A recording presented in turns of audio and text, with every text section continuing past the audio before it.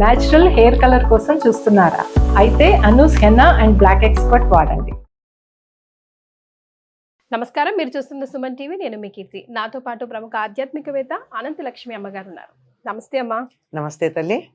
అమ్మ, new year వచ్చేసింది కదా, వచ్చేసింది. పాత క్యాలెండర్లు ఫర్ ఎగ్జాంపుల్ తీసేయాలి. కానీ పాత క్యాలెండర్ల పైన దేవుడి చిత్రపటాలు ఉంటూ ఉంటాయి, చాలా వస్తువుల పైన ఫర్ దట్ మ్యాటర్. దేవుడి వస్తువులు ఉంటే అవి ఏం చేయాలి అర్థం కావట్లేదమ్మా. ఏం చేయాలంటారు? చాలా సమస్యనమ్మా. క్యాలెండర్ల గురించే కాదు, మనం దీపావళికి కొంటే లక్ష్మీ బాంబు అని లక్ష్మీ అమ్మవారి ఫోటో ఉంటుంది దాని మీద. ఇప్పుడు రావట్లేవమ్మా, పోట్లాడి పోట్లాడి పోట్లాడి మీ పోటీ వాళ్ళు పోట్లాడాం, అదే అంటున్నా. అలాగే నిన్ననే ఎవరు అడిగారు, బియ్యపు రవ్వ కొనుక్కున్నారట, కవర్ మీద అమ్మవారి లలిత బ్రాండ్ ఏదో సమ్ బ్రాండ్ లలిత అమ్మవారి ఫోటో ఉంది ఆ కవర్ మీద.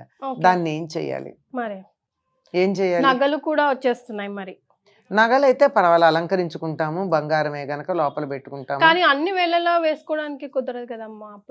అప్పుడు ఏంటి పరిస్థితి? అట్లాంటప్పుడు వేసుకోరు కదా. సాధారణంగా సంప్రదాయం తెలిసినటువంటి వాళ్ళు ఇలాంటి నగలు మామూలుగా నిత్యం వేసుకునేవి కాక మామూలు నగలన్నీ రోజు వేసుకోరు కదమ్మా. పెళ్ళిళ్ళకో పేరెంటాలకో వేసుకుంటారు. అట్లాంటప్పుడు వేసుకోకూడని సమయాల్లో పెళ్ళిళ్ళకే వెళ్ళేవారు కాదు పూర్వం. అంచేత సమస్య రాలా. ఇప్పుడు వెళ్తున్నారు. మనం కరెక్ట్ ఉన్నా మన చుట్టుపక్కల వాళ్ళు ఎలా ఉంటారు అవి సమస్య ఏం లేదు. చుట్టుపక్కల వాళ్ళతో మనకి సంబంధం ఏం లేదంటారు. నగల వరకే ఎక్స్క్యూజ్ నగలు వేసుకోవటం. అరే వీటన్నిటిని ఏం చెయ్యాలి? అలాగే శుభలేఖలు. మీరు క్యాలెండర్లు ఒకటే చెప్తున్నారు, ఒక్కొక్క శుభలేఖ ఎంతంత ఖరీదు ఉంటుందమ్మా. మామూలు middle class are lower middle class అని చెప్పి పెళ్లి చేయడమే చాలా కష్టపడుతున్నాం అనేటటువంటి వాళ్ళు వేసేటటువంటి శుభలేఖ ఖరీదు 25-30 రూపాయలు ఉంటుంది కనీసం, మినిమంలో మినిమం. అవునమ్మా. దాని మీద అందరి దేవుళ్ళ ఫోటోలు. ఏం చేయాలి ఇవన్నీ? ఏం చేయాలి? పూర్వం అయితే ఒకటో ఇద్దరో ఎక్కడో ఉండేవాళ్ళు, ఇప్పుడు అందరికీ పంచుతున్నారు. వచ్చారో లేదో తర్వాత మాట. వీటన్నిటిని ఏం చేయాలంటే పెద్ద సమస్య. మనం తెరిచి కూడా చూడట్లేదు. ఈ ఇన్విటేషన్స్ ఇస్తే బాగుంటుందేమో అనిపిస్తుందమ్మా. వాట్సాప్ ఇన్విటేషన్లే చాలా అనిపిస్తుంది. ఈ శుభలేఖ ఇచ్చాక కూడా ఈ మధ్య ఏం చేస్తున్నారు, ఈ ఇన్విటేషన్స్ పెడుతున్నారు, జెంటిల్ రిమైండర్ అని చెప్పి దానికి ఒక చిన్న అదే వీడియో యాడ్ చేసి చక్కగా వీడియో చేసి పెడుతున్నారు కదా. వీడియో అన్నా పెడుతున్నారు, లేకపోతే జెంటిల్ రిమైండర్ అని చెప్పి దానికి ఇంతకు ముందు పర్సనల్ గా ఇన్విటేషన్ ఇచ్చుంటే దానికి స్కాన్ చేసిన ఫోటో ఒకటి పెట్టి ప్లీజ్ డూ రిమైండ్. ఇలా ఇది బానే ఉందని అనిపిస్తోంది. నేను చాలా మందికి చెప్తాను, ఇంట్లో ఉంటారమ్మా శుభలేఖ ఇవ్వడానికి వస్తున్నాం అంటే ఇవ్వడానికి రావద్దండి, మీ సమయం వృధా చేసుకోకండి, స్కాన్ చేసింది పెట్టండి, మీరు పర్సనల్గా వచ్చినట్టు నేను భావిస్తాను, నాకు అనుకూలమైన ఆ రోజు ఊళ్ళో ఉంటే తప్పకుండా వస్తాను అని చెప్తా. నిజంగానే పెడతా కూడా, అదేం పట్టింపు లేదు, ఫోన్ చేసి చెప్తే చాలు. ఇప్పుడు ఇవన్నీ కాకుండా ఇవన్నీ పెడితే ఏం చేస్తారు? ఎవరింటికన్నా వెళ్ళి చూస్తే ఏం కనపడుతుందమ్మా? చాట కనపడకపోతే పెళ్లి శుభలేఖ మీద చెత్త ఎత్తేటటువంటి సందర్భాలు చాలా చూస్తున్నారా లేదా? అవునమ్మా, నిజమే కదా. అలాంటివన్నీ కనపడుతున్నాయి. వీటన్నిటి నుంచి ఏం చేయాలని చాలా మందికి సందేహం.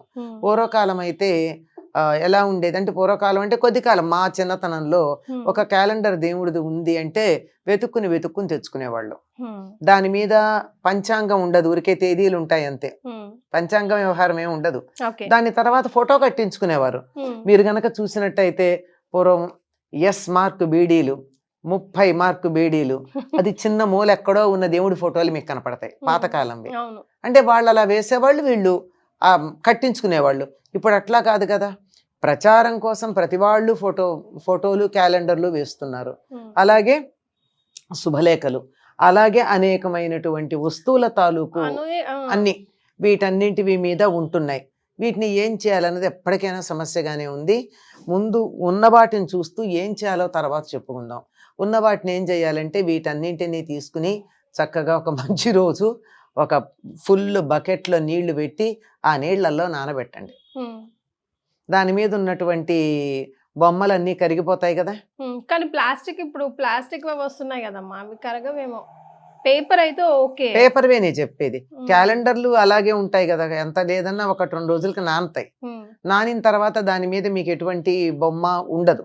అటువంటి ఆ కాగితాలని తీసి, కాగితం ఎప్పుడు కూడా ఎప్పుడైతే నీళ్లలో ఉండి రంగు అంతా పోయిందో ఆ కాగితాన్ని కుండీలో పడేస్తే మట్టిగా మారుతుంది కాస్త 6 నెలలకి.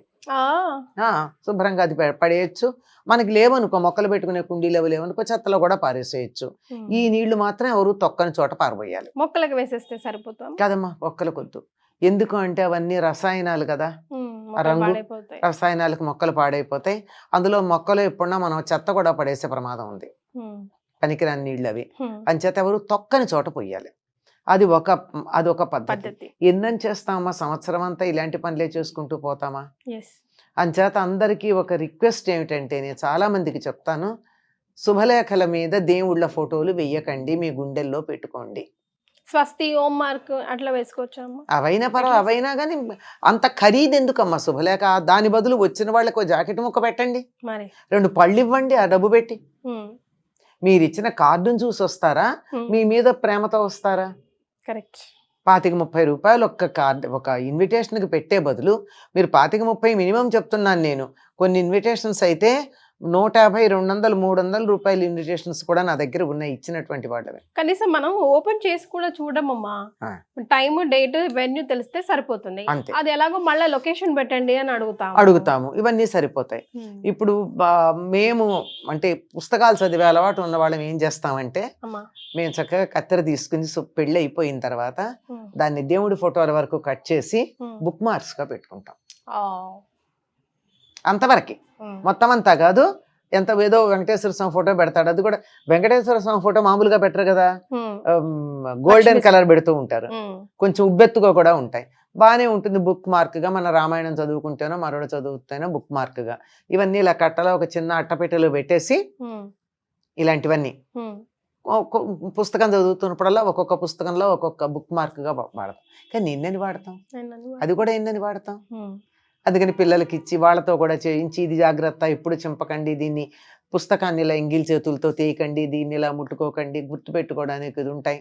పుస్తకాన్ని ఎప్పుడు కూడా మడవడం, దాంట్లో అండర్లైన్ చేయడం, నోట్సులు రాయడం, ఇవన్నీ ఎందుకో నాకు అగౌరవపరిచినట్టు అనిపిస్తుంది. ఇప్పుడు మార్క్ చేసుకోవాలంటే తప్పు ఉందంటే కరెక్ట్ చేసుకోవచ్చు. లేదా చాలా క్లిష్టమైన పదం నేను మర్చిపోతానేమో అని అనుమానం ఉంటే దాన్ని పక్కన సన్నగా మార్జిన్లో పెన్సిల్తో రాసుకోవచ్చు. కానీ అండర్లైన్ చేసి, కొట్టేసి, ఇది చేసి పేజీలు మడిచిపెట్టి ఏమిటో పుస్తకాన్ని సరస్వతీదేవిని అవమానపరిచినట్టు అనిపిస్తుంది నా ప్రాణానికి. నేను చేయనా పని నీట్ గానే పెట్టుకుంటాం.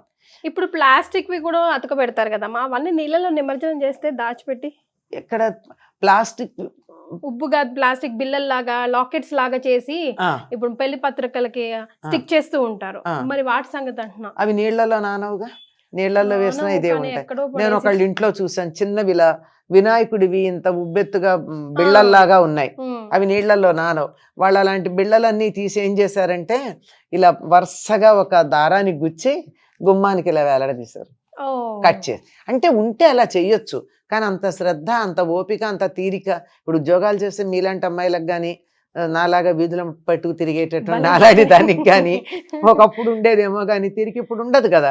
దాన్ని అలా పడేయాలంటే ప్రాణం సూరమంటుంది. ఆ పేపర్ల దగ్గర చూస్తే ఇంతంత కట్టలు ఇన్విటేషన్స్ ఉంటాయి. దయచేసి నేను అందరికీ రిక్వెస్ట్ చేసేది ఏమిటంటే, చూసేవాళ్ళు ఎవరైనా ఉంటే వీలైనంత వరకు మీ బ్రాండ్స్ దేవుళ్ళ ఫోటోలు వేయకండి. మీ దేవుళ్ళ ఫోటోలు మీ గుండెల్లో పెట్టుకోండి. కావాలంటే ఇంత విడిగా ఇవ్వండి, ఇష్టమైన వాళ్ళు తీసుకుంటారు, లేని వాళ్ళు లేదు. మీరు ఎవరినన్నా చూసారా అమ్మా, జీసస్ ఫోటో వేసినటువంటి ఒక బ్రాండ్ వస్తువు ఎవరైనా క్రిస్టియన్స్ వేయగా చూసారా? వాళ్ళ నుంచి అవి ఎందుకు నేర్చుకోం మనం? అలాగే అల్లాహ్కి సంబంధించింది ఏదన్నా రాసింది ముస్లిమ్స్ వేయగా మీరు చూసారా? బుద్ధుడి బొమ్మతో బుద్ధిస్టులు వేసింది ఏదన్నా కనపడుతోందా? లేదే. ఎక్కడన్నా మీకు జీసస్ వైన్స్ అన్న పేరు కనపడుతుందా? మన గణేష్ వైన్స్ కనపడుతుంది కావాలంటే, వెంకటేశ్వర వైన్స్ కనపడతాయి కదా. కనీసం పీటర్ మటన్ షాప్ అన్నది కనపడిందా మీకు? మన కనకదుర్గ మటన్ షాప్ కనపడుతుంది, గణేష్ వైన్స్ కనపడతాయి. దేవుడిని మనం చాలా ఆత్మీయంగా చూసుకున్న అప్నాపన్ అంటారు, owning him, it's okay. But ఎంత ఓన్ చేసుకున్నా you can't do that blasphemy అంటారు. అలా దేవుడి పట్ల అపచారం చేయకూడదు. దేవుడి పేరు చెప్పి ఏదైతే మనం పనికిరాని అనుకుంటున్నామో తప్పనిసరి సామాజిక తప్పిదాలవన్నీ, అటువంటి వాటికి దేవుడి పేరు ఎందుకు పెట్టుకుంటారు? మీరు ఎక్కడన్నా చూసారా? ఒక్కటి నేను అడుగుతున్నాను. లేదమ్మా, నిజమే. మీరు అంటుంటే ఆలోచిస్తుంటే నిజమే కదా. లేదు, మనం ఎందుకు చేస్తున్నాం? నాట్ ఈవెన్ ఇన్ ఫారెన్స్, ఎక్కడ ఏ దేశాల్లో లేవు, ఏమీ ఉండవు. రకరకాల పేర్లు పెట్టుకుంటారు, అంతేగాని వాళ్ళకి ఇష్టమైనటువంటి దేవుడి పేరుని అలా దుర్వినియోగం చేయరు. మనం అక్కడ చేస్తున్నాం. నీకు నిజంగా దేవుడి మీద ఇష్టం ఉన్నట్టయితే నీ గుండెల్లో పెట్టుకో. లేదా దేవుడి ఫోటో ఒకటి, పెళ్లికి వచ్చిన వాళ్ళందరికీ ఇష్టమైన వాళ్ళు తీసుకుంటారు, అది కూడా అందరికీ కాదమ్మా, ఇష్టమైన వాళ్ళు తీసుకుంటారు. నీకు ఇష్టమైతే తీసుకోండి అని అక్కడ పెట్టండి. 2 తీసుకుంటారు, కొంతమంది అసలు తీసుకోరు. అలాగే ఎక్కడికన్నా వెళ్ళొస్తే తీర్థయాత్రలకు వెళ్ళి రాగానే వస్తూ అక్కడ దేవుళ్ళ ఫోటోలు తీసుకొచ్చి అందరికీ ప్రసాదాలతో పాటు పంచుతారు. ఏం చేస్తారు ఆ ఫోటోలు?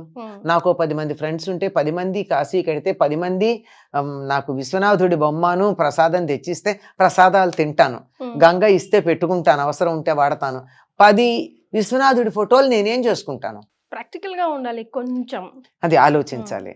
మనం మతం మీద, దైవం మీద, మతం అనే పదం కూడా చాలా సంకుచితం, అది వాడను నేను సాధారణంగా. దైవం మీద మనకి గౌరవం ఉంటే, భక్తి ఉంటే దాన్ని భక్తిగా ప్రదర్శించండి, బెర్రిగా పిచ్చిగా చేయకండి.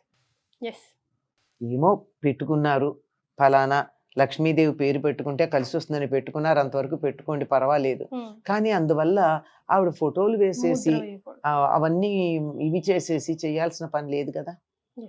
మీకు ఓపిక ఉంటే చక్కగా ఆ క్యాలెండర్కి అయ్యే ఖర్చుతో మామూలు క్యాలెండర్ వేసి ఒక చక్కని వెండి లక్ష్మీదేవి రూపు లాంటిదో ఆ ఖరీదుకు రానే వస్తుంది, ఇవ్వచ్చుగా. వాళ్ళు దాచుకుంటారు, సంతోషపడతారు, దేవుడి దగ్గర పెట్టుకుంటారు, లేకపోతే బీరువాలో దాచుకుంటారు.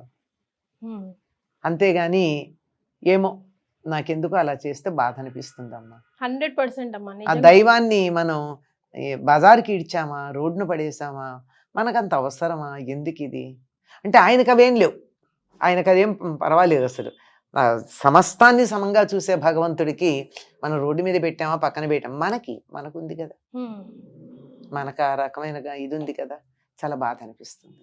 కానీ ఉన్న వాటిని ఏం చెయ్యాలి అంటే, ఇదిగో నీళ్ళల్లో వేసి కరిగించేసి ఆ నీళ్ళు ఎక్కడ తొక్కని చోట పోసి ఆ అడుగునున్నటువంటి పల్పు బయట పడేసేయండి. లేదా ఓపిక ఉన్నటువంటి వాళ్ళు బుక్ మార్క్స్గా కట్ చేసి, అప్పుడు కొద్దిగా ఉండేవి గనక చేసేవాళ్ళం. ఇప్పుడు రోజుకు 100 వస్తూ ఉంటే ఏం చేస్తాం? చేయగలిగినంత చేస్తాం, లేనటువంటి వాటిని అక్కడ పెట్టుకుంటాం. విన్నారు కదా అమ్మ చెప్పింది, కాస్త ఆలోచించండి. మీరు విన్నది, నేర్చుకుంది అమ్మ ద్వారా, ఈ వీడియో ద్వారా 10 మందికి షేర్ చేయండి. చాలా సంతోషం అమ్మ, ధన్యవాదాలు.